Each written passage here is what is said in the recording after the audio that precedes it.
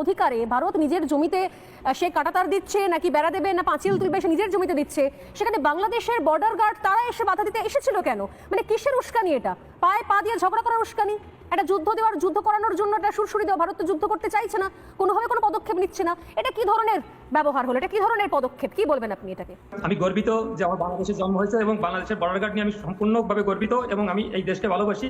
এই দেশের জন্ম আমার শত জন্মের কর্মের ফলে হয়েছে, কারণ বাংলাদেশের মতো একটা শক্তিশালী জন্মগ্রহণ করা একটা ভাগ্যের ব্যাপার, ভারতের মতো একটা দুর্বল দেশে জন্মগ্রহণ করা অন্য ব্যাপার। বিমল দা যে বললেন যে আমাদের যে বর্ডার গার্ডে যেটা করছেন আপনি যেটা বললেন, এখানে সীমান্তে নো ম্যানস ল্যান্ড এবং 0 পয়েন্টের একটা ডিস্টেন্স থাকে, তারপর তার নিজস্ব জমা আছে। নো ম্যানস ল্যান্ডে 0 পয়েন্টে আপনারা বেড়া দিতে পারবেন না। 2 তারিখ যখন বেড়া শুরু করেন তখন আমাদের বর্ডার গার্ডের মানে আপত্তিতে আপনারা যে বেড়া বন্ধ করছেন তখন ছিল সেটা 0 পয়েন্টে। আপনারা আজকে বেড়া শুরু করছেন, দীর্ঘদিতে কাজ চলছে, কিন্তু সেটা 0 পয়েন্ট থেকে আপনাদের সীমানায় করছেন। আপনাদের সীমানায় বেড়া দেবেন না, কুকুর কাটবেন না, গাছ লাগাবেন, এতে বাংলাদেশে কিছু আসা যায় না।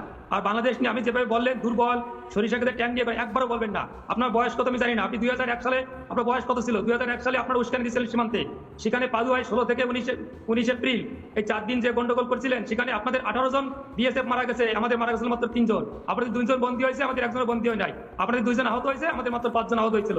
মনে পড়ে না? লজ্জা করে না আপনাদের? বাংলাদেশকে তাচ্ছিল্য করেন। 2001 সালে শিক্ষা হয় নাই, 2005 সালে 18 বর্ডারে গন্ডগোল করছিলেন, সেখানে আমাদের অ্যাসিস্ট্যান্ট কমান্ডার শ্রীমান জীবন কুমার।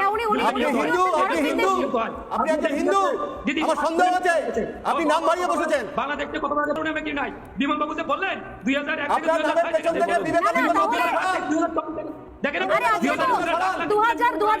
2001 যাওয়ার দরকার নেই। আমরা 1971 সাল থেকে ঘুরে এসেছি, 1946-71 সাল থেকে ঘুরে এসেছি। 2001 আলাদা করে যাওয়ার দরকার নেই। আর আমি শুনছি যে আপনারা এখনো বলছেন 4 দিনে কলকাতা দখল করবেন।